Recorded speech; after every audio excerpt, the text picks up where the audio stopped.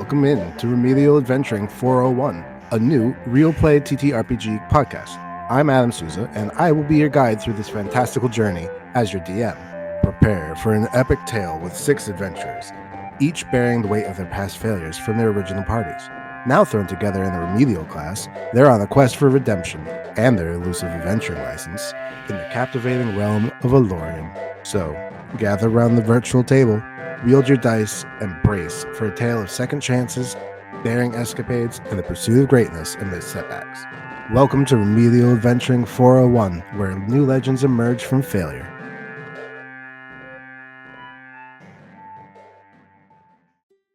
All right, well, with everybody coming back, just as a recap from before, you have left the unmarked lands. You guys took a portal back home, but not until after having investigated the crash, finding several discrepancies, especially regarding the missing and also partially affected turbos on the side of the ship. Having brought that information back to Gladys, you spent the night back at the hotel. You were actually given a coupon by Gladys for a free night, so you didn't even have to pay. But all of you wake up once again in the Golden Griffin Hotel. Each of you could have had your own room, or you stayed together in a group room. It doesn't matter. But as you guys wake up, it's up to you what you wanted to do. Gladys didn't, so she did say that she wanted to speak to you probably within a day, but that probably doesn't mean right first thing in the morning, but it's up to you how you want to proceed. I have a technical question. Yes. Is the White Star Line giving us back our money? You could go back and find out. Say, well, Hollybrook had her room to herself and is definitely on the hunt for another mimosa in the morning. I'm writing terrible reviews. For the hotel? No, for the airship. Oh, okay. A continental breakfast. Come on. Yeah, I guess we should probably all go down to breakfast. The CIA knows where we're at. We should probably stay here. All right, you all go, you meet up, you have a breakfast. It's the same type of breakfast you had the last time you were here, which is actually quite upscale. Eustace, give me a flat D20 roll. Okay. That is a 7. All right, well, a walking parfait has been added to the menu as a creation of the chef. There's no mention of you. Oh, well, you know, it's the thought that counts, or the lack thereof, I suppose. Do you want to beat him up? What? No, I just want to spread joy, and people will, the kindness is its own reward. People will enjoy the walking parfait.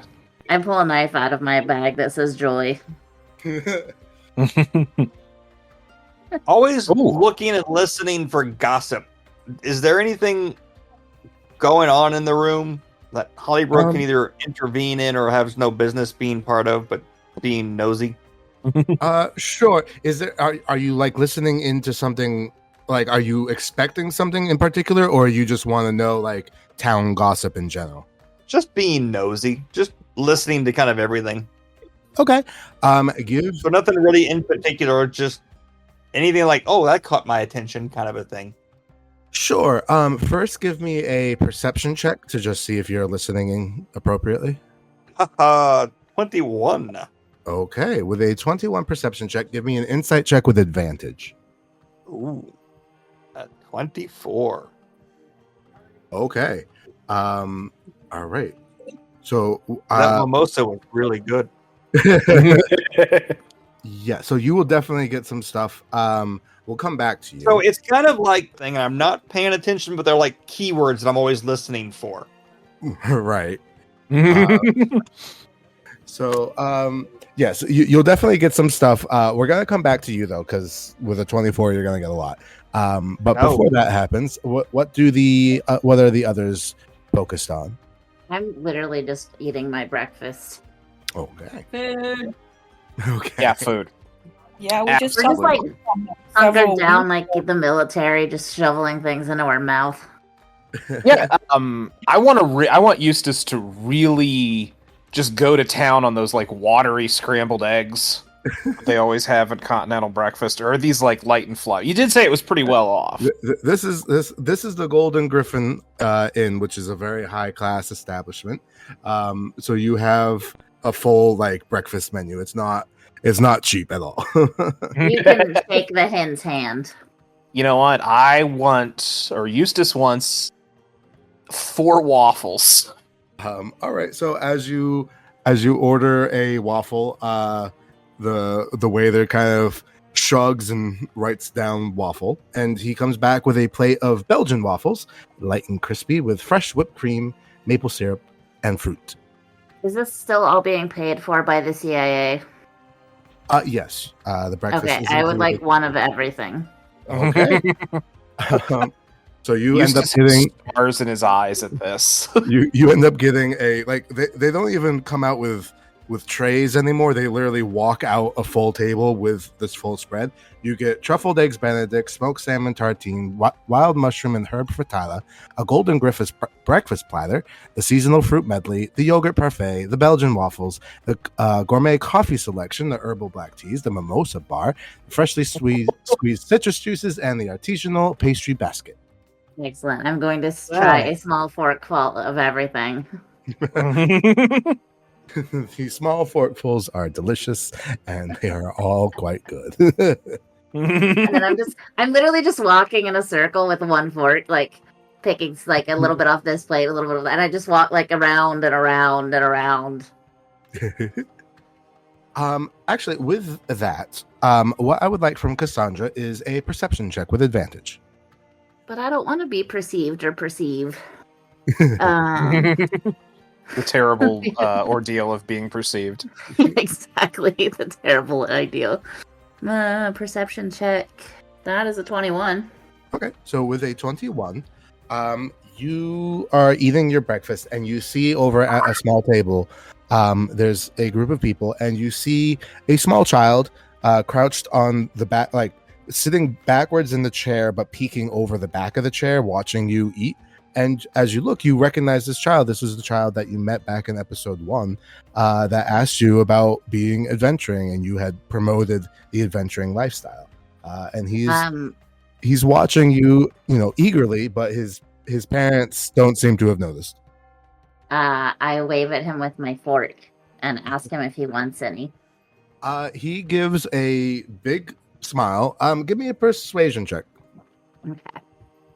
17. With a 17, you watch, he like tries to get his mom's attention, but his mom's in conversation with someone else.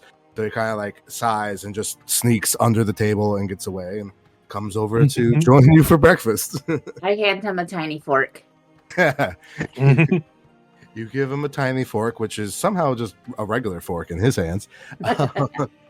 And he's quite taken back by the Belgian waffles. He likes the honey and the fruit compote. As eat whatever you want, as much as you like. So he's going to town. Hell yeah. All right. And soon his parents will figure out that he's been kidnapped. And all it took was a Belgian waffle. Carbon Fang, what about you? How's your breakfast coming along? I'm just going to town on the food because I've just been adventuring out in the wilderness for 2 weeks. So just catching up on good food and civilization. Okay. You definitely enjoy back your food. Can you also give me a perception? Okay. 18. All right. With an 18. So one of the things that you note, and this is also something that Hollybrook will note, but specifically right now for Carbon Fang, there's a specific very lack of anyone talking about any of the misgivings that you guys have heard about recently. It's like no one's talking about the fire anymore, and no one seems to really be talking negative about really anything, which perhaps might seem odd now that you've kind of left the country and kind of had a more unique experience and view of the world. But at least here in the Lorium, and specifically in Astoria Prime, there's a very distinct lack of really anything negative. But it is also sort of relaxing, and it's nice to be back in somewhere stable. Wait, so people didn't seem to know that there was a ship crash happening? Well, if anyone knows, no one's talking about it. I'm talking about it to the little boy, and I'm pantomiming like with waffles and a banana and like everything that happens. Give me a performance check. 15. I'm gonna just do a thing for the restaurant, and this is their basically ability to understand what is happening. And they also got a 15. Meets it. So they basically are people watching you. Cassandra, give me an insight check. Yeah. And also Carbon Fang, you can also give me an insight check. 18. Oops. Nat 1. Oh, wait, that's a 7. 7, yeah. So an 11. So both of you, there are people who are like watching Cassandra pantomime the crashing of a banana into Waffle Mountains. And it's very clear that they are not aware of anything matching that description having happened recently. I'm telling it in such a way that it could be just me making up a story to a child. Yeah, like no one's panicking or anything, but they're like listening in. But you can tell on their faces that it's not like, oh, this lady's talking about that thing I read in the paper last week. It's like, oh, that lady's telling a story. Cool. All right. Eustace, what are you up to? I am just digging into this waffle. That is also do I notice Cassandra interacting with this small child? Oh yeah, it's right next to you. Okay, all right. Eustace is kind of annoyed. Like, what's this kid doing? He's interrupting this sacred breakfast. His sacred time, his breakfast. You can just hear me in the background going, ho, ho, ho, wee. Eustace probably... So she's telling the story to the kid, right? Yes. And he's just being like, okay, this happened, right? Or is he like playing along? He's listening, yeah. Like he's not adding to the story at all. He's a child, so he's going like, wow, or whatever. Okay. Now I'm doing the can with forks. I'll have Eustace kind of like tamp it down and maybe not derail the story, but be like, yeah, and we also, there was some weird sheep there or something. Like he's barely contributing. So you're tangentially involved. Yes, yeah. All right. It's either be annoyed at the child or interact with the child. Suffer in silence. And interact with the child. Yeah. Exactly. Okay. And then Ihaz, what about you? Ihaz' focus is on the waffles. Okay. And he's trying to first build them to look like the castle that they stayed in. Okay. Before he covers them with syrup and digs in. Okay. That's fun. All right. Well, I would like a check for that, please. Could you give me a sleight of hand check to build a house? Finally, something I have a bonus in. House building. 9. All right. Well, I mean, you make a very nice, like Lincoln Log style building. Very nondescript, but it is recognizable as a building. All right. Well, as you guys finish your breakfast, each of you get a point of inspiration from the nice breakfast. Hell yeah. Inspiring breakfast. Yeah, count it. Each of you get the inspiration point, and the boy is realizing that he's got to get back to his parents before they realize he's gone. Wait, I want to ask another question before breakfast wraps up.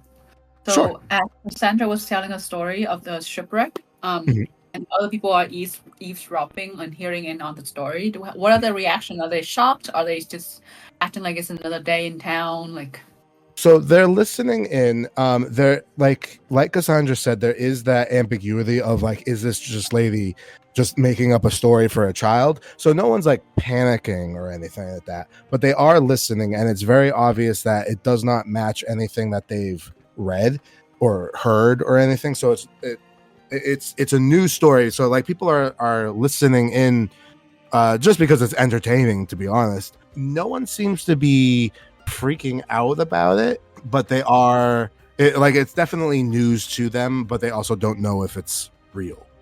And the ship left from this town, the city, right? Yes, that's correct. So I'm assuming there will be passengers on that ship who were from the town. That's a good assumption. Yeah. Well, maybe the people at this hotel are just too rich and at leisure to care about such things. They're actually at brunch. Yeah. As brunch ends, has been your day at the hotel.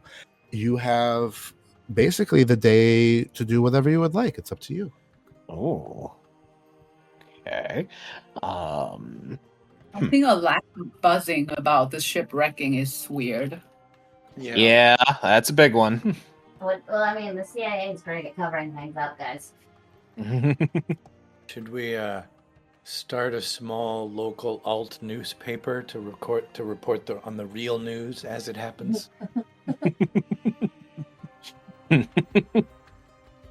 Invent the radio and then invent pirate radio. Yeah. Yeah. I think the get, first. one I of mean, those- if you invent radio, isn't that just pirate radio until capitalism happens again? Yeah, I guess. We could just Yeah, use that would be message like- transcripts. I'm sure there's something we could cantrips.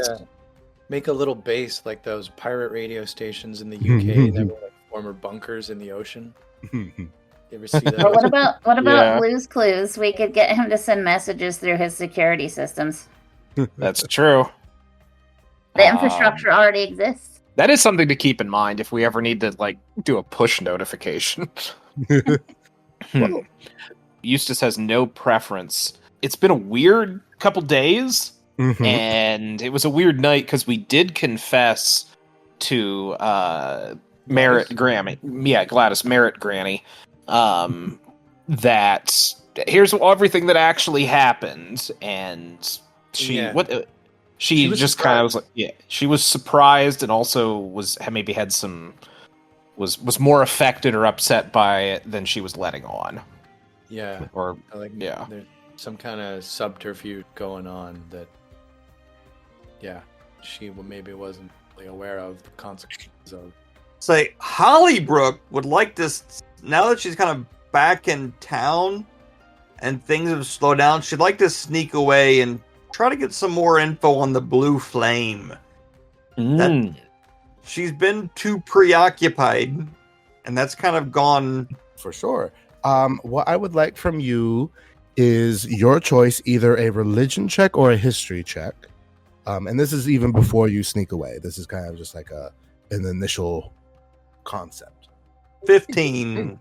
All right. With a 15 history check, you remember that at the ball, basically the religion is really only popular in another country. It's not really popular here. Mm-hmm. It's possible that you could get more information about the Blue Flames. It's very unlikely you're just going to walk down the street and find a Blue Flame church.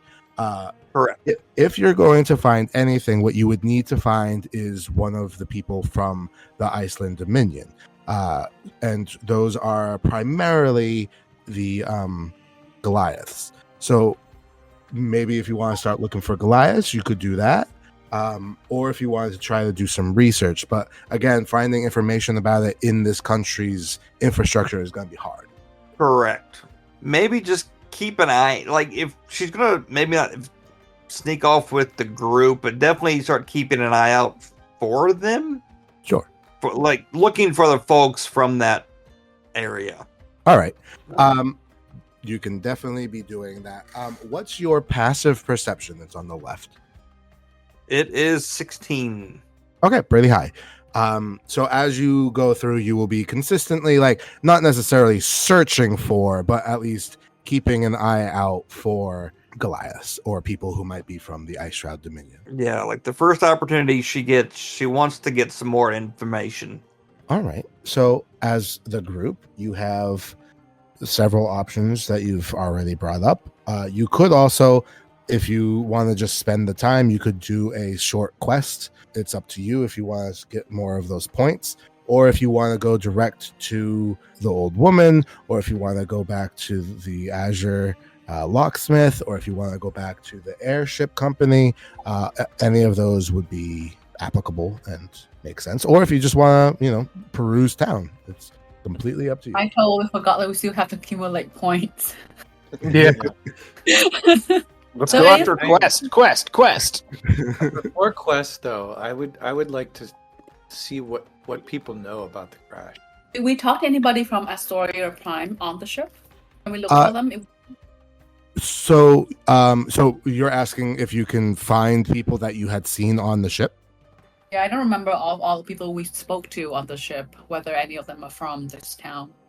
The majority of the people that you saw that were definitely from Alorium, if not necessarily Astoria Prime, were in the first class. The lower classes seem to be like mixed from other countries as well, but the first class definitely seemed to be from Alorium, and most of them seem to be from Astoria Prime.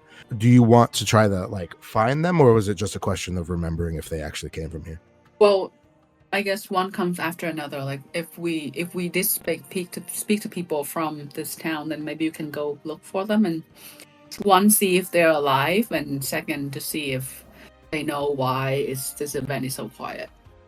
Okay, that's definitely a thing. So some of you had interacted with people on the first class. I know Cassandra did primarily, and I know Carbon Fang, you also met with that one couple. Right. So I think between Cassandra and Carbon Fang, if you wished to, you could, like, at least you have the name of a person. So if you wanted to try to find where they live and whatnot. Yeah, I'm down to help. Let's do that. All right. Go. I will allow this. So without going into the nitty gritty of it, just give me how you would go about finding these people. So we know their names. Is there like a directory, a phone directory sort of system?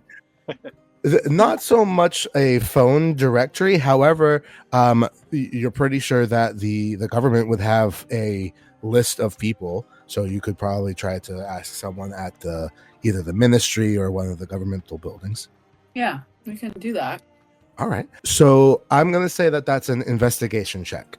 So I'll give you this option. Either both Carbon Fang and Cassandra can give me individual investigation checks, or one of you can give the other person advantage, which would make that person have advantage. Well, my investigation is +5. Mine's +4, so why don't you just do it? Okay, so Carbon Fang, you can do it with advantage as Cassandra helps. 22. Sorry, I already rolled 22. Okay. Why don't you roll again flat just to see if you do better? Okay. There's always the possibility of critting. Okay, exactly the same. Okay, the universe said no. You're gonna take that 22 and you're gonna like it. All right. Well, with a 22, that's still quite good. You have like a short scene with you trying to interact with people from the ministry, and they're like, why do you need to know where these high class people live? But with explaining that you're on a quest and that you're adventurers, and you've already made this connection, and then with Cassandra helping you, showing off, and also you as Carbon Fang showing off kind of your family's history, they agree to it.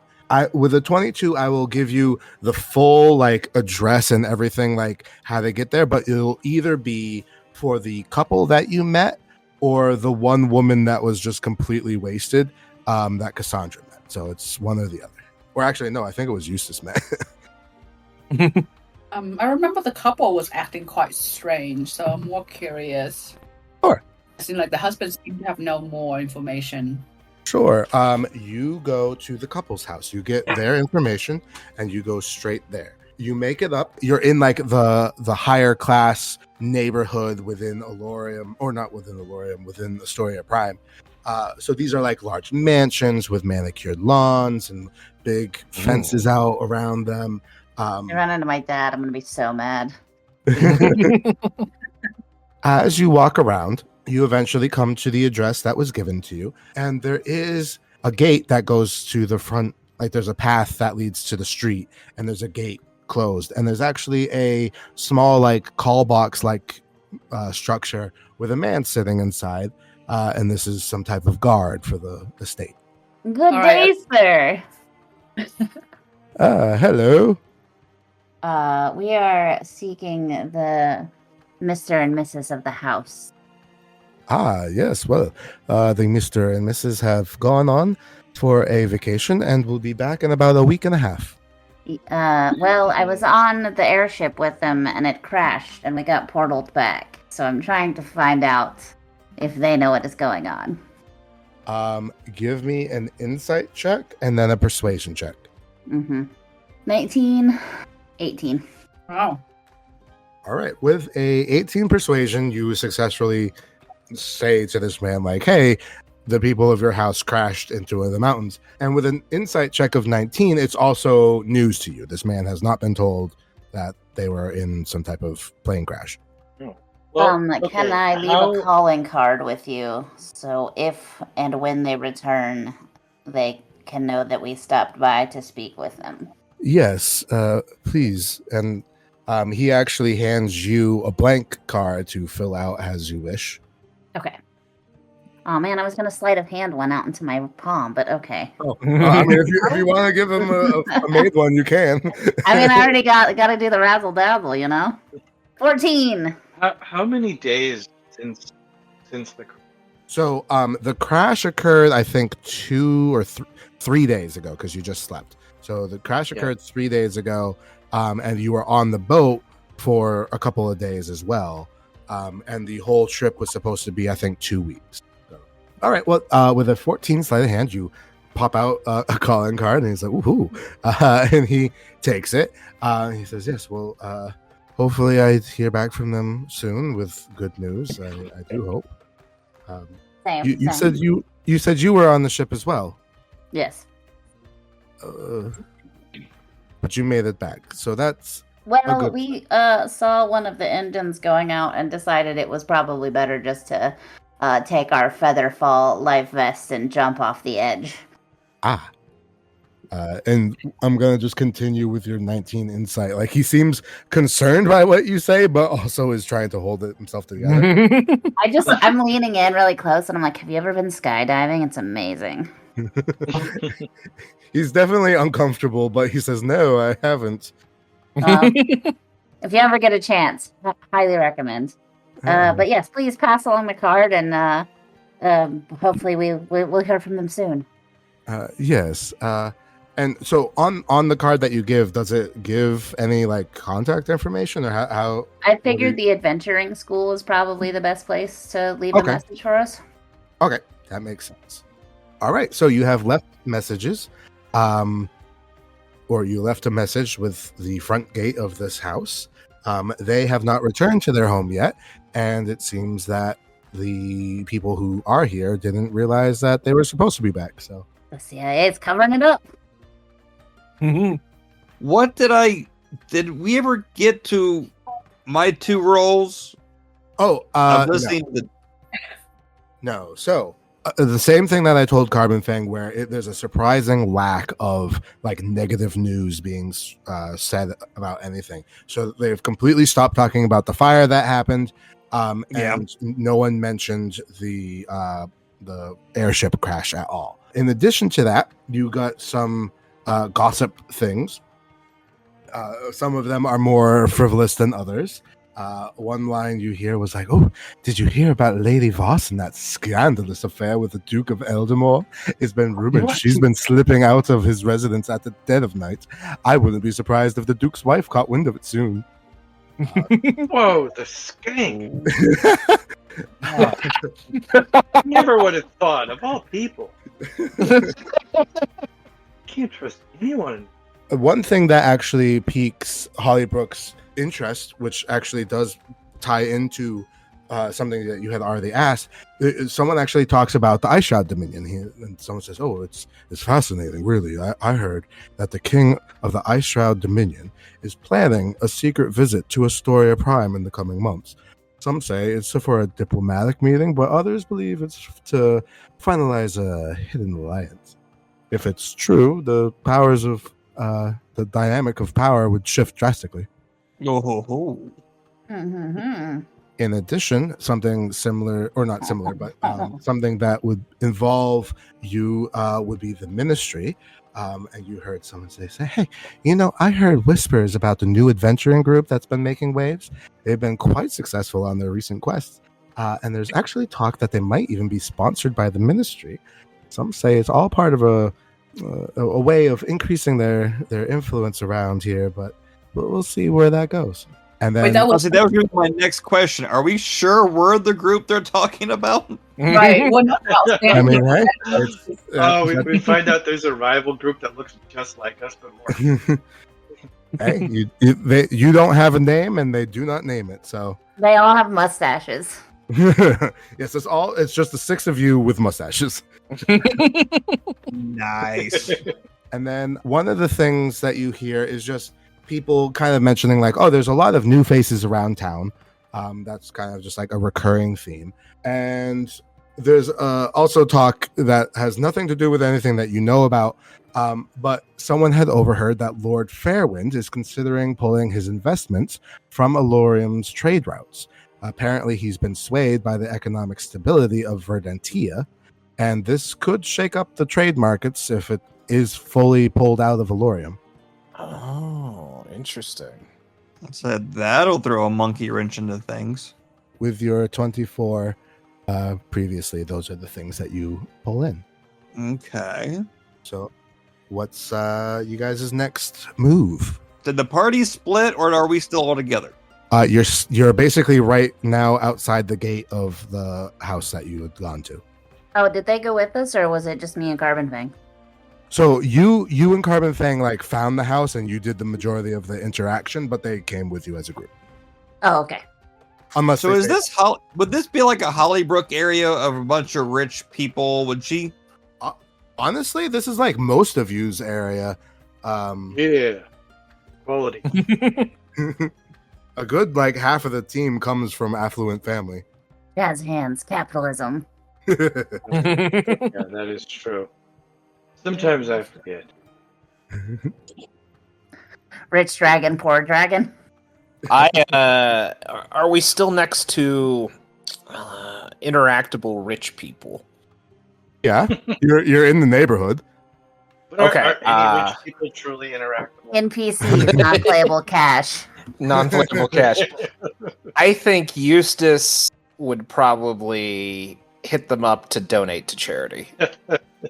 Because this is kind of an opulent display, and it's just kind of nasty, and especially after with the covered up crash and everything, Eustace is reminded that this life doesn't end when we die. What's the charity? I need to hear the script. Ihaz doesn't believe any of it, but he wants to help annoy.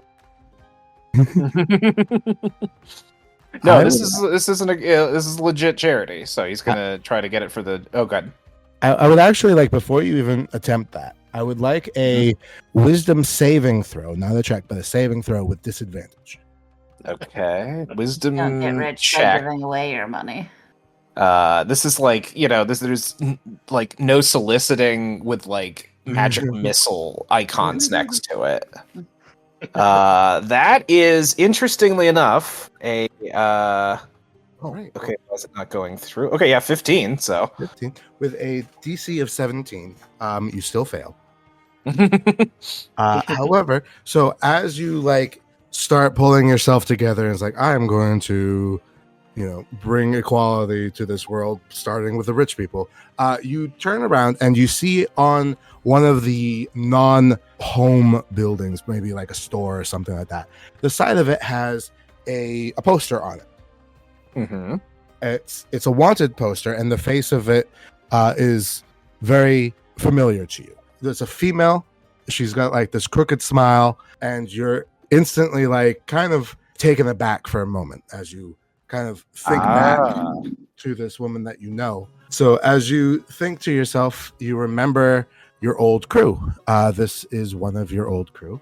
And as you think about it, you kind of have these memories. One of the last interactions you had with them before you had your calamity, which brought you apart. The group of you were not far from here. You weren't in Astoria Prime. None of you had started or ended in Astoria Prime, but you were in Alorium, in a town nearby. And in this town, there were, of course, wealthy tradesmen and things like that. Maybe not as wealthy as the people who live here in Astoria Prime, but still quite wealthy. And you had this grift kind of set up, and it wasn't even really like a grift. It was more like, actually, the irony is it was very similar to that house that you saw, the father of Lebet, who had like that Rube Goldberg machine set up in the kitchen. Yeah. you also had like this Rube Goldberg machine set up in like a tree that would drop honey on people, and then you would rush out and like, oh, these kids, and then you try to like wipe them up and try to clean them up, and you actually see two gnomes, their fraternal twins, Grumble and Grumple, and they would run around. They would act as if they were the ones that spilled the honey on these people, and you would chase them off, and they'd more than happy to not actually deal with these people. And as you would walk up, you would be like, oh, these kids, they don't do anything. Let me help you. Let me help you. And you would pat them down, kind of like wiping them off, but also doing your grift of pulling whatever you can from these people, which is like far flung from what you did. As you're doing that, another male companion of yours comes over. You see, or maybe it wasn't. It was another female. It was not the one that you saw on the was it Lizzie? Yes. So you see another woman, dark pink hair, and she would walk up with you, and the two of you on either side of these people would end up taking whatever you can. So she's the first that would reach up to them and say, oh dear, all those naughty children. Here, Johnny, why don't you help me wipe this man down? As she gestures to you to do so. Okay, so I am in this flashback, right? And it's live play? Yes, so you get to play in this flashback as yourself back then. Okay, gotcha. And she's just asked me to help clean up these honey children. Well, the man that got covered in honey by the... Oh, that's what I meant, yeah. The children that, or the honey damaged man, the vandalized man that those rapscallions did. Yes. So I immediately go over to the honeyman and say, the honeyman, oh, sir. Oh, what cruel fate has befallen you? These kids these days, they don't respect the elders very much. He has like a scowl on his face, not at you per se, but just like in the situation, as he's like trying to wipe at his own arms, but they're just very sticky.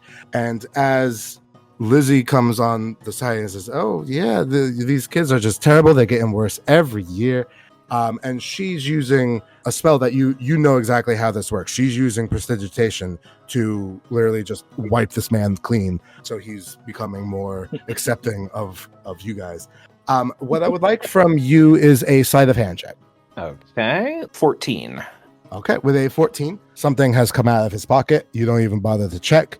He doesn't know. And as he continues to talk with Lizzie, you see your other friends, without Grumble and Mumble, but the others kind of off in a ditch, kind of like watching you, not waving you down or anything, just watching. And you realize like, okay, this is coming to the end as Lizzie finishes up with this victim of your crime. And as Lizzie literally is shaking this man's hand and says, yes, and if this ever happens again, you definitely let me know and I will track these kids down, because this is ridiculous. I can't believe it.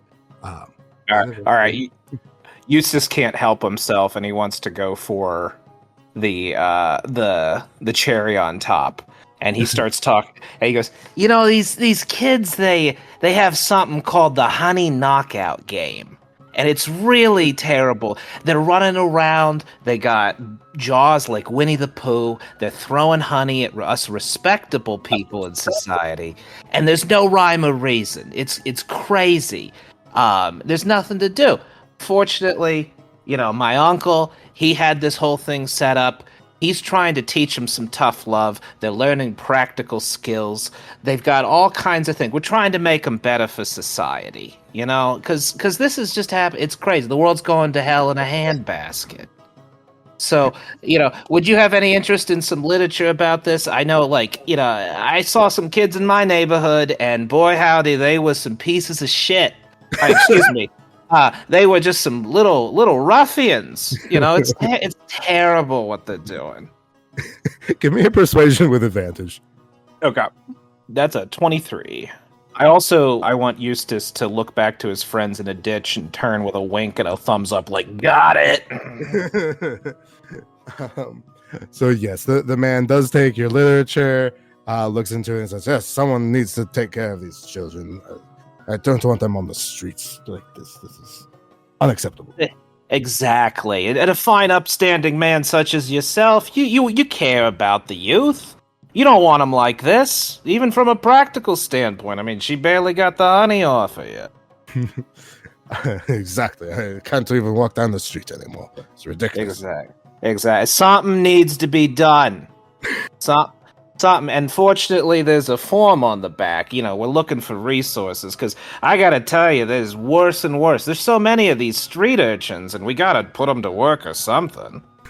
Please teach them the value of hard labor, like how you got where you are, and how I got where I am. Exactly. Yes. And he starts filling out the form. Donation over there. It's down at the bottom. It's a shell company. Don't worry about it. It's for tax purposes only. Gabagool garbage removal. All right. Well, you have successfully conned this man. He ends up giving up some money, and he ends up leaving. As you go back with your group, they all kind of put their hands on their shoulders, like, yeah, good job. And you pull out the little bag that you have pulled from this guy's pocket. You start looking into it. What I would like from you is, once again, another wisdom save, but with disadvantage. All right, that is a okay. 1. Nat 1. So as you stare into the bag at what you've stolen, this is the only thing that has your rapt attention. You aren't looking at your friends anymore. You're not even looking at your environment anymore. You are looking at this bag filled with golden trinkets, different things that you would have never gotten on your own, and you're just completely obsessed with it. And what you don't notice is Penny, the woman that is in this poster that is brought back this memory. And it's strange because even in this flashback, you don't know it as your character, but us being part of this as a TTRPG, we get to see her as she's staring at you. She's making complete goo eyes at you, completely obsessed with you, but you are completely oblivious to that fact. You do not see her eyes as they sparkle as they watch you, and you would be able to see if you had looked, but the fact that you are so obsessed with what's in the bag is part of what she likes. It does it for her. And as the rest of your gang like pat you on the back once again and then kind of leave you to your thing, she's the last one to keep in your peripheral, even if you're not paying attention at all and never were or would. Art imitating life a little bit here.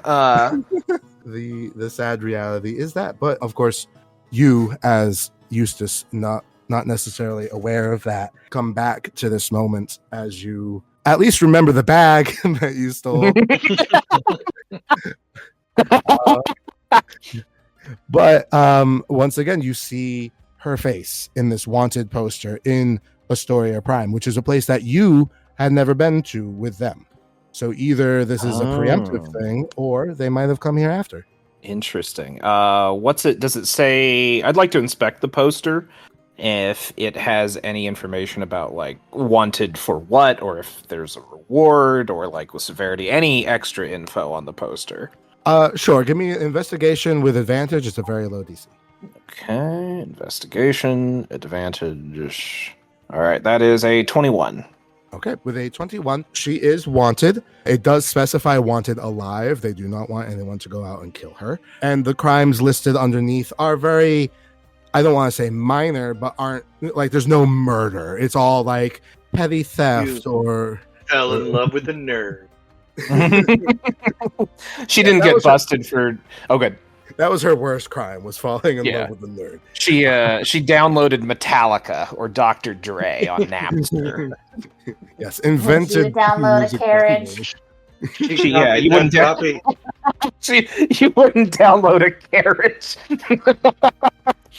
She has literally spells now that can build a carriage. But anyways, yeah, they're very minor things. It's, petty larceny, conspiracy to commit theft, things like that. But very specifically too, it's only her face. You don't see the rest of your crew. Oh, okay. Interesting. Very interesting. Okay. Eustace, because there is a big gap of time where who knows what happened. So yeah, I think he would note it, probably write everything down on a parchment or something to investigate perhaps later. Sure. The rest of you very aware that he just stopped in his tracks, kind of spaced out for 30 seconds, and then started writing down a piece of paper. And this is why we don't eat walking parfaits. Just to confirm, this is a female on the poster, right? Actually, really quick, give me a nature check, Hollybrook. 8. Okay. It's a drawing. It's a woman. So Hollybrook walks up and goes, "She's cute." Well, I suppose that in a manner of speaking, yes. Were you two a thing? What? Excuse I'm just standing me. behind both of them going, Now, they would have no way of knowing. Yeah. For all intents and purposes, they don't know that I was thinking about or knew this person, right? No. None of their characters would know anything that just happened. Okay, fair enough. So defensive. So I guess I would say to Hollybrook, who are you talking about? Oh, just curious. You stopped and looked at her, and the woman on the poster you just stared at wistfully for 45 seconds. No, I think I recognized her from a previous class, and it's always quite sad to see somebody that's fallen off the path of righteousness. And she was a fine, upstanding adventurer, and I wonder what could have happened to her that had her go down this path. And then Eustace just does a big old sidestep left to be like, and moving on. I snatched the poster off the wall. Sure. So you now have a poster. The name on the poster is Penny Pinup. Oh. Cassandra, give me a nature check. Oh, a nat 20. This is a crude drawing, but it's just kind of a bust, like it's shoulders up. But you can still tell just by the facial structure and some of the markings on her face, this is a Goliath woman. oh, Okay. Somebody has a preference. But yeah, so this is a Goliath woman. She's got like kind of this twisted smile even in the picture, but it's a relatively well-drawn depiction of a Goliath woman. All right, I'm adding a wanted poster of Penny Pinup to my items. All right, so I guess I'll have. Do I notice Cassandra taking the poster? Well, I guess it's up to you. You had sidestepped in order to kind of leave. How impulsively are you trying to leave? Not very, very, just kind of like, eh. All right, give me a perception check. Okay. That is a 21. All right. So unless Cassandra is trying to be sneaky, he's gonna see it. Oh, no, Okay. I'm staring him directly in the face as I pull it off the wall, fold it into squares, and put it in my bag. All right, Eustace does a very genuine, like, shrug, as in, like, okay, like, if you think this was gonna bother me, it doesn't. It might later. Okay. All right. Well, you are in a rich neighborhood. You've got a couple of open leads. It's up to you what you guys would like to do. Should we go back to the CIA and see if that lady's ready to talk to us? Could potentially. Was there anyone else on the airship that we met that would live around here? Or, like, adjacent? So there was another woman that you had met, but the way that the roles were, you only found the address for that one couple. You didn't Okay. find the address for the other lady. Gotcha. Okay. Yeah, I'll Eustace will consider this kind of a dead end. Could we go pull the manifest from the ship owners? I don't think they'll give it to us. I don't know. I'm So- pretty charismatic and persuasive. I feel like the whole thing has been stifled so much that I think it's unlikely that we'll find any new information from where we are. I suggest that we take a couple side quests and then just like investigate along the way while doing other side quests. Carbon Fang, while you're there, could you give me just a history check? 21. The only thing that I will put to you, and this doesn't necessarily have to change anything, is that the airship company is on the way to the ministry if you wanted to go there on your way. But like you said, you could also take some quests and maybe do that before you get there. I want to see if anybody else actually showed back up, or a whole town's full of airship people are missing. Well, we've on the way. For sure. All right. Well, would you like to go straight to the airship, or would you like to go to one of the quest boards? It's up to everybody else. Quest boards. I say the quest boards. Wait, what were the options again? Either go straight to the airship or go to the quest boards. Yeah, airship office to investigate further or pick up side quests. Whichever is closer, and then toward whatever is not closer. So where you are right now, there's none of the things that you want, but the closest of your options would be the quest boards. Okay, let's hit up the quest boards and then go to the airship manifest research. Okay. You go to the quest board, and you go to the one that is closest to where you were. So the kind of like nicer level quest board. And you look at the F level quest because you just want something that you can kind of do quick. There's 5 that you see. The first one being a stolen charm. The second one being a lost kitten. The third one being a broken fountain. The fourth one being the missing delivery. And the fifth one being the troubled tavern. The missing cat. Yeah, that seems easy. We jumped off of a sinking ship. Let's see about a cat. Right. You take that one off the board. You see that the person who has posted it is Miss Eliza Potts. Hollybrook's like, we must save this poor kitten. All right. So yes, you take it down. You see it's from Miss Eliza Potts, an elderly lady known for her affection towards animals, and she's posting about her beloved kitten Whiskers. She says that the little furball has gone missing during her morning walk in the nearby park, and basically you have like her address and the address of the park. Is the park on the way to her house, or is her house first? I'm gonna say that you guys don't really know this location that much. Give me a survival check. Hey, a 21. Literally, she lives like across the street from the park. Like the front of her building faces the park. So Hollybrook's again like, we need to save the cat. Let's go to the park. I agree. We need to go to the park. All right. So you go to the park first, then you just go straight to look for the kitten. Meow. We can look for the cat on the way to her house to get details. Do I have any of the food from breakfast left in my backpack? I'm sure you do. You ordered a lot. Okay, I'm gonna get out whatever I feel like is the most cat appropriate, and kind of just sit under a tree and like sprinkle it on the ground. Okay. Sure. You take the smoked salmon tartine, which is definitely best for kittens.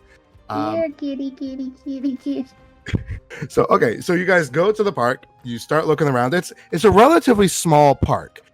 It's maybe like a half city block. And there's city streets on all 4 sides. There's 1 row of warehouses, 3 rows of houses. And as you look around and you use this food, please give me a animal handling with advantage. 20. Okay. With a 20, put it down, like you put it out in like a makeshift plate. You back away from it to let it kind of be by itself. The smell wafts around in the air. And as you look around, you see there's a bush nearby and it rustles and you hear, Here, kitty, kitty, kitty. So the kitty does not come out of the bush, but is definitely at least made itself known. Well, can I go over there and try to grab it? Sure. You go to the bush, and as you push aside the leaves, you just see a full-grown tabaxi man sitting on the ground. Aww. Hey, buddy. Aww. Wrong cat, but hi. Would you like some salmon? Yes, please. I just give him some. Have you seen a stray cat around here? Like a small one? No. Okay. Well, if you do, give me a holler. Okay. Oh And no! I just let the leaves slowly close back over. Sure. So he's just eating some salmon. Okay. Oh, a 20 only got me a tabaxi. You give me an insight check. I was gonna do an investigation, but okay. 11. More than a 10. That cat probably was Whiskers. Yep. That cat probably was Whiskers. Oh shit. I mean, they did say, a missing cat, not Yeah. a missing Okay, small well, I cat. slowly part the bush again. Do you want to live with that lady across the street? Because she's looking for you. He like looks up at you like a piece of salmon's like hanging out of his mouth. His mouth then like opens. Fish falls to the ground. And he's like, "Oh, that lady. She's still looking for me." Yeah, she's paid us to find you. But if you pay me, I'll let you go. I'll pay you to convince her to not look for me anymore. I'm not a kitten. All right. What do you got in your pockets? He pulls out 25 gold pieces, and he pulls out a small basket, and the basket is filled with baked goods that he probably took from this old lady as he ran away from her. All right, I want 10 gold and a croissant. Yeah, he gladly gives you 10 gold and a croissant. Flee before me, young man. Into the night. He nods, doesn't wait for anything else, and just books it. He just goes into an alley between two warehouses. All right, let's go tell this old woman that her kitty cat was a full-grown ass man. Excuse me, ma'am. Your pet may have been a man. We found your cat. He laid out quite a good reason for why he shouldn't have to come back, because he was a full-grown ass adult man. Ma'am, your pet presented some compelling arguments for why it shouldn't return home. All right, so you go to the lady's house? I'm not sure if slavery is illegal here, but if it is, I feel like this could be a problem for you. All right, so you go to this woman's house. It's this cute little manor. It's not necessarily as high class as the house you just went to, but it's definitely like a nicer home, but it's also a much older home. So it's a little bit decrepit, but also very fanciful. So it looks like it probably cost a lot when it was first bought. And there's a big sturdy oak door on the frame. And you can see a sign next to it that just says Potts Residence. I guess we knock on the door. Does somebody have the flyer? I think Hollybrook took the flyer. Okay. So yeah, Hollybrook's next to you as we go up to the door. So you knock on the door, and the door opens slowly, and on the inside you see a orc woman. She stands about 7.5 feet tall, wider than the door frame itself, and she says, yes, can I help you? Hey, Eustace, I think this one's for you. Yes, hello, miss. We were responding to your quest posting that you put with the Adventurers Guild. Oh, did you find Whiskers? Yes, and Whiskers a man. Oh, no, he's a kitten. He's not coming back. No, He's my baby. No, he spoke to us and said he does not want to return. Oh, he's so needy. He talks and goes, meow. Oh, wow. I turn back to the other people and then turn back to her. I'd like to persuade her that Whiskers has been afflicted with a terrible disease known as consciousness and sapience. and that unfortunately this can spread to her, who is clearly lacking in it.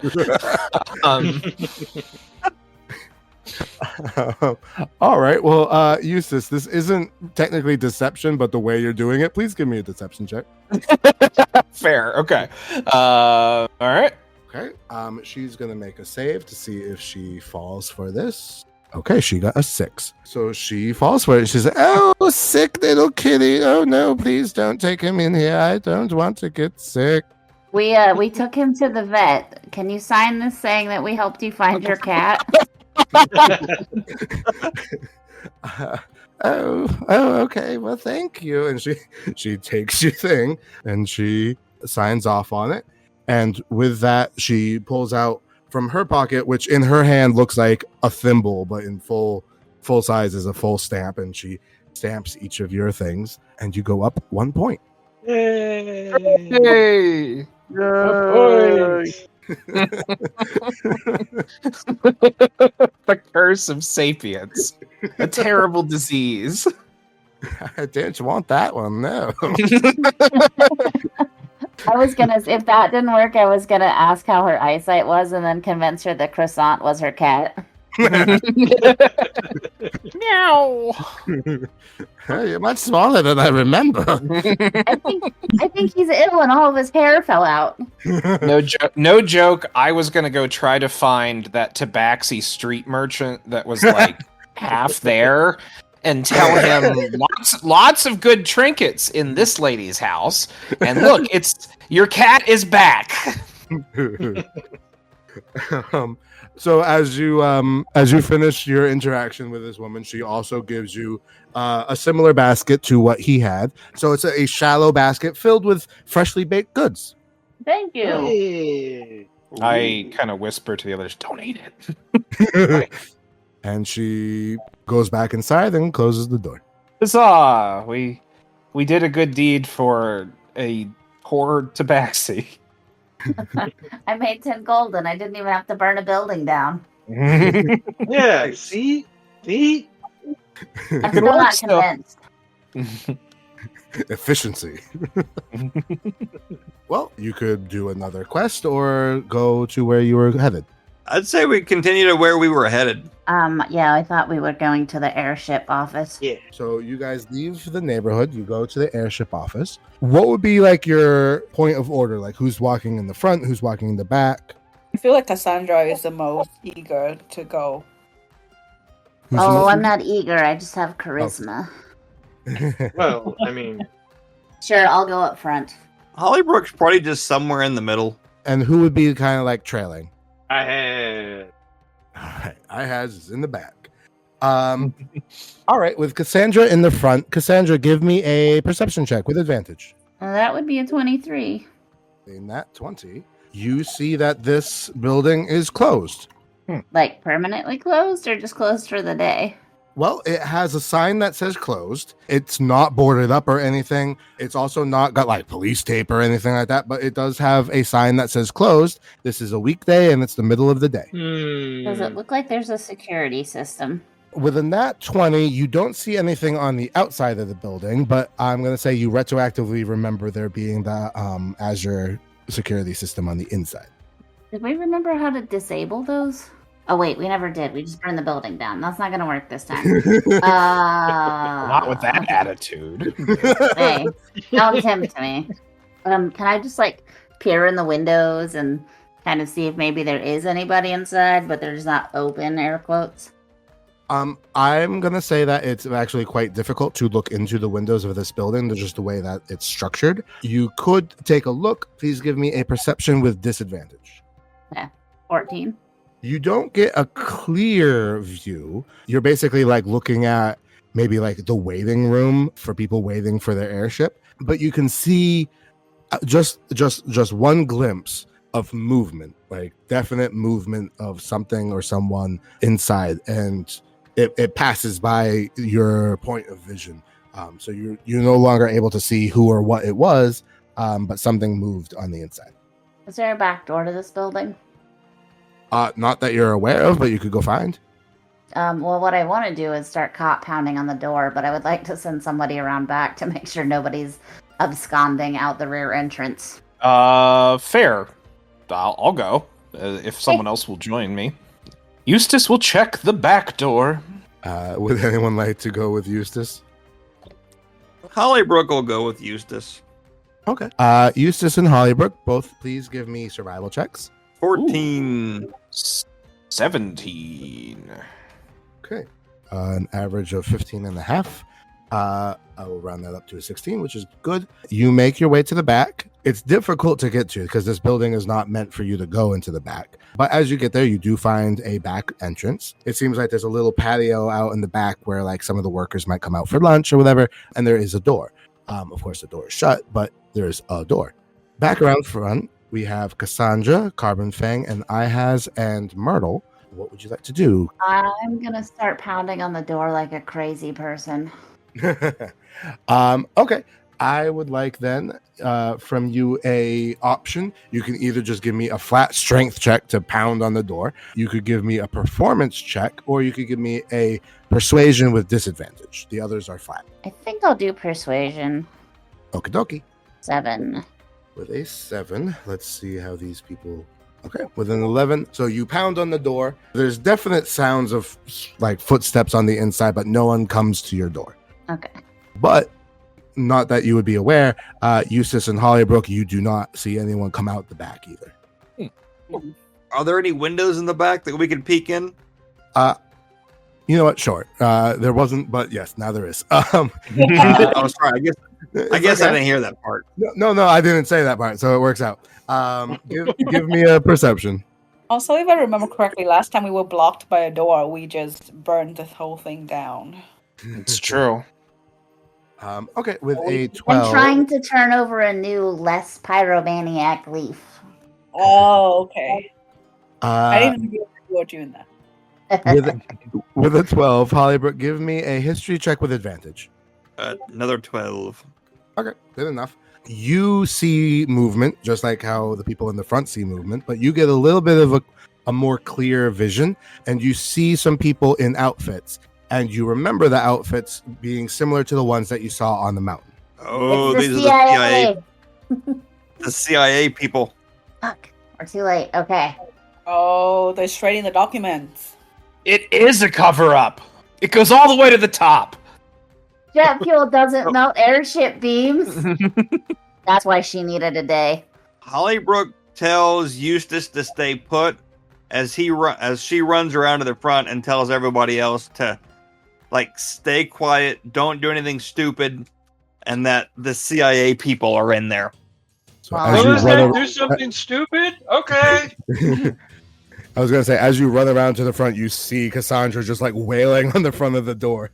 Well, now that I know the CIA is in there, I feel like we should probably Sandra, get into don't worry. He this said to building. do something stupid. Oh, well. Thank God I'm here. So I'm sorry. What were you doing now? I guess we're going to break the door down. Oh, okay. How would you like to break the door? Well, look at my spells here. She's at it again. Let's see. Magic missile, scorching ray. What am I going to do? Anybody have an axe? Also, as the rest of you are there, if you wish to either stop this from happening or offer alternatives or just join in, you may do so. Yeah. I'm not trying to railroad this. What are we doing? I'm thinking maybe we don't break down the door of this thing that our bosses are trying to cover up. Well, I'm saying Hollybrook's doing that cut it out thing on her neck, stop. what if I lockpick the door and then tell them she sent us? You could do that if you want to try. Eustace checks a mole on his elbow. He's trying to get a good look at it back there, just waiting. Answer to me. He's like, okay, no changes. All right, if you want to try the lockpick the door. I guess the question I have is, do we want to be complicit in this cover-up? What if we capture all of them as hostage and then just terrorize them? I love it. Hey, listen, no fatalities, no problem, you know? Well, depends. No witnesses, no problems. Also true. Mm-hmm. What do we want to do about this, kids? You could also walk away. Yeah, we could burn the building down, or we could walk away. What do you guys want? Everybody knows what I want to do. I don't think we should burn it down, because what if they leave things behind? That would be super We need evidence. We need evidence to expose well, no, sorry. Eustace is back there just kind of rocking on his feet. All right. So Hollybrook then probably walks back around and gets Eustace's attention, like quietly come back to the front, so we can all be back together again. All right. Eustace sneaks up and says, "We need evidence, and we need to catch them in the act, and we need to get information on who ordered them, whether it is, Merit Granny, or whether it is the institution itself. We need to know for certain before we move." ¿Por cuál dos? It's obviously one and the same. We don't know for sure until we get in there and get that whatever evidence is remaining. So, I think it would probably behoove us to make sure that no one escapes and tells them that we know. Well, if we want no one to escape, I know how to do that. But so let's split the party. And Eustace then has a flashback to like Adventuring 101, where they say never split the party on the chalkboard. But we could barricade the back door and then come in through the front, or we could do the reverse. But we should kettle them. Yes, let's kettle them. Works for me. All right, we need fire at the front and fire at the back. Oh my lord! Not actual fire, right? No, just firepower. Okay. Well, I'm just making sure there is a history. I'm just saying this door is wood. We need to get through the door. This problem solves itself. All right, who's the muscle in the back? Well, I think that's definitely not Hollybrook. Carbon Fang. I think that's me. Let me see. Well, my strength is only +1. Yeah, but you can spit fire acid out of your mouth. That is true. That is correct. And I have good. I got some strength.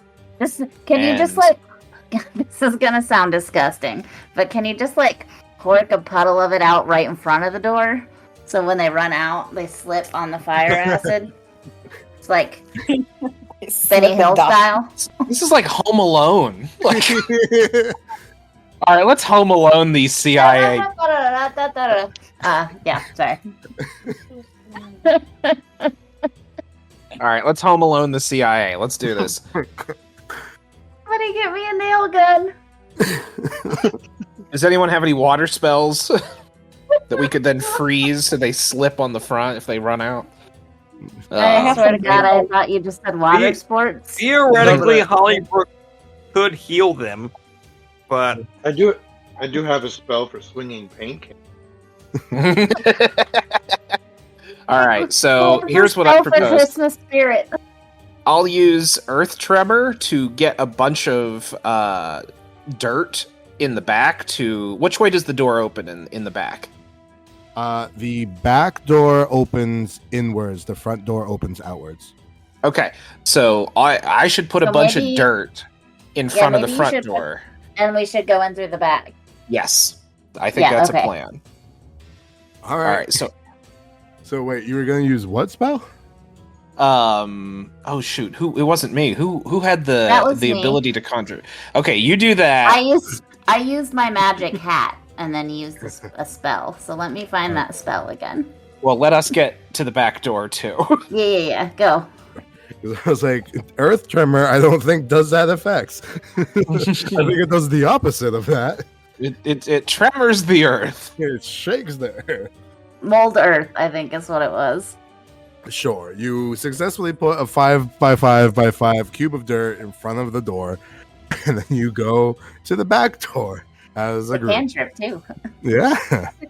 Twice. Get more cubes of dirt. Yeah, I can really. You start playing Minecraft. I want to do 2. I really don't want them getting out this door. Sure. You've got a 5x5 by 10 foot cube of dirt in front of the door. And you go to the back. You are now in the back. There's a little seating area with a picnic bench. Someone has like left out like a lunch pail, and it's just sitting on the bench. And then there's like a frisbee or something, but not enough space to throw a frisbee. So it's like, why is this here? And yeah, you've got the door and evidently a window that you can look through. So yeah, you're now in the back. What would you like to do? Check the lunch pail. The lunch pail is empty. Oh, damn. Earthbound rules aren't applying. Okay. You found a hamburger in the trash. Did you say a window was open? There's a window that you can see through. I'm going to use Mage Hand to open the door. Okay. Can I see if the windows will open? These windows will not open. They are not meant to be opened, but you can see through it if you would like to look through. Yeah, can we look through before we open the door? Just to see? Sure, give me perception checks all around, whoever wants to look. All right, I want to look through this door. 14. 21. Hey, there you go. 22. Okay. Wow, we got some peepers. Cassandra and Carbon Fang both give me insight checks with advantage. 17. 14. Carbon Fang with a 17. Well, there's like a sizable team of maybe like 5 to 7 people. And you also see just like cardboard boxes that evidently have like documents in them. You see scrolls stacked up, but they're all like very neatly organized. And you see someone with like the equivalent of a checkboard, or not a checkboard, what's it called? Clipboard, where they're like checking off like things. You also see a couple of people in there with the company's logo. So these people are working with people from this company. And with your 22 perception check and a 17 insight check, the people who are from the company, they look worried, but not like scared. Is this like the Mar-A-Lago raid? Yes, it's basically the Mar-A-Lago raid right now. With just boxes. Is there and an elf boxes in of there with a documents. diaper? Not that you see. But what you do get from this is a little bit less cover up and more literal investigation. Okay. I'm just trying to figure out what. Okay, can I? Maybe we should just then leave. we might be able to walk in and say, "Hey, can we help?" Yes, as 5 people walked in off the street to the Mar-A-Lago to help sort the documents. Yeah. With the heavy Russian accent. How tall is Merritt, Granny? How tall is Merritt, Granny? Yeah, how she's tall short. is Gladys? She's short. Like super short, or just kind of short? So she's a halfway between a goblin and I mean, actually, I guess she's kind of human size. She's just an old woman, so she's maybe like 4'11" or something like that. Okay, because I do have disguise self. Okay. And I could look like her and lend some officiality if we were to walk in. If she's That in on might- it. Well, I mean, Boys, we're here. yeah, come up and see me sometime. All right, to, here's the question I have. Exactly that. Yeah, If just they're exactly making- this walking. I just have a question. And I if they're making this disappear, why didn't they make us disappear? I mean, They we need are. us for Yeah, that's something. true. Yeah. We're under the protection of the Adventurers Guild, perhaps, because we weren't supposed to be there, and that is key. Like, we didn't tell anyone we were getting on the ship. We weren't supposed to leave, so there could be some sort of turf war going on. So, all right. So, do we go in to the Mar-A-Lago raid without any pretense, or do we fabricate one? Does How many people anyone- are inside? Do we 5 just to walk 7 away? Yeah, 5 to 7 investigators and 2 employees. Okay. 5 to 7 investigators. I mean, the odds aren't great in our favor on that. In obstructing justice. Well, we don't know who's obstructing justice. That's the problem. Yeah. But he did say this looks less like a cover-up and more like an investigation, like a normal What does the investigation. cover-up really look like, though? Well, I mean, I'm Burning taking the word of documents? God here. Like, if the DM is lying, we have so many bigger problems to worry about. Trust no one. I want to believe, and it's just got a half-exploded airship. Are they shredding papers or taking them away? No one is destroying any documents. They are all being cataloged and put into boxes. But where are the That means boxes it's an going? investigation. Yeah, What if I don't know. We kidnap one of the people. Somebody take their outfit, their uniform, blend in, take several boxes. What if, and hear me out, we just sit on another airship? problems don't exist when you're no longer in the country. Warrants That's are true. warrants aren't good across borders. That's not how any of this works. Option A, do something about this, or option B, leave. All in favor. Who wants to stay? Who wants to go? Well, knowing that it's not a cover-up. No, we know that it doesn't look like a cover-up. That's a different phrase. Yeah. But like, I was curious if he knew for certain it was a cover-up, he'd want to mess it up somehow. Yes. But if it's just a regular investigation, and which it appears to be, and there's all these people, he's like, I don't want to get myself. I don't want to draw their attention. I feel like if there's some way we can learn without them realizing we're right here, in on it, but doesn't want to muck things up. Well, how about this? I will allow you guys, if you would like, to very 90s sitcom style, just press yourself up against the window and watch them for a while, and you can do like a roll or something, and just kind of watch and see how things go. So like that. And then in 2 weeks we can decide what we do. First, I want to check the wallpaper. Oh, yeah, floorboards. I need to check the construction of the boxes that they're putting the files in. This brick tastes like snozberries. How about whoever wants to, and multiple people can, give me an investigation check? You sound like you're getting really tired of our investigation. You're like, God damn it, I thought you were going to burn the building down. 16. Boy, we really went from like 100 to 0, didn't we? I'm turning over a new leaf, God damn it. With a 20, Cassandra. Or does anyone else make any check? I got a 16.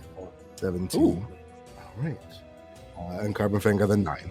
Okay, so with a 20 from Cassandra, you watch them. Everything seems by the book. There's someone here that's definitely like in charge, and he's making sure that nothing shady happens. Give me an insight check with advantage, Cassandra. 16.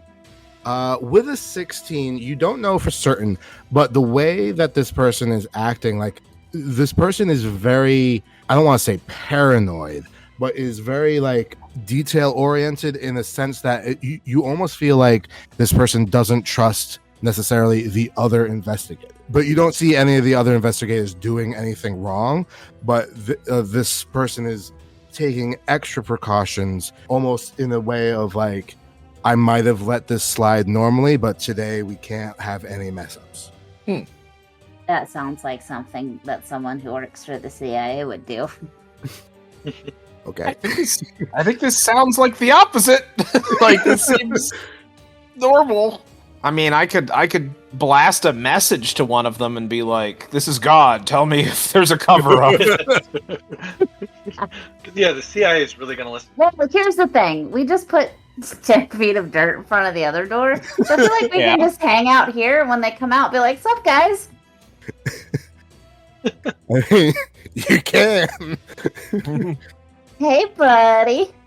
Well, that would be a really interesting 2 weeks of like, okay, let's just wait in real time for them to finish. I feel like we can't get information out of these people without revealing our experience. Yes. What if we just like start a fake fire? Like there's got to be some sort of fire alarm. We've had such great experience with starting fires before. They all leave. We come in and we take the boxes and do our own investigation. Boy, now we're back to 100 with a fire, even though it's fake. I mean, I kind of like that idea, actually. All right, so I feel like this is one of those things where it is the game is saying this is fine. Hey, do you remember the sheep?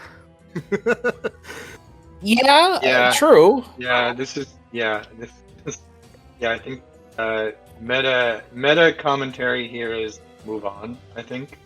Yes. That's what you're getting at, yeah. That's my impression. I'm gonna roll one more. No, I'm kidding. Well, unfortunately, Eustace has a clear and definite solution. And then he pulls them out of his pocket. Oh no! And asks very solemnly, should we stay or should we go? Well, it needs to be a yes or no. Stay, yes or no. And it was a 6. Please roll again. Okay. That's a 3. No, do not stay. All right, we gotta go. Let's boogie. Seems fine to me. Oh, well, the dice have spoken, and all the evidence is showing that this is not a problem. I think we should leave. Who's with me? Hey. Yeah. Fine. Works for me. Can somebody find me something to set on fire later? Yes, absolutely. Sadly. Always. On your way to see the ministry, you pass by a unlit candle stand. And if you wish to just light some candles. This is like the Truman Show. It's just Like this, I'm just sadly like using my hands to be like, well, gosh. They're gonna set something on fire. Here, candles. Yes, the world has reacted to the need to burn. All right. Well, we don't have enough time to deal with the woman. So you go to the ministry, and we will pick up there. Ihaz will have his scene in the ministry, but we'll get to that next time. Sorry, Ihaz. No worries.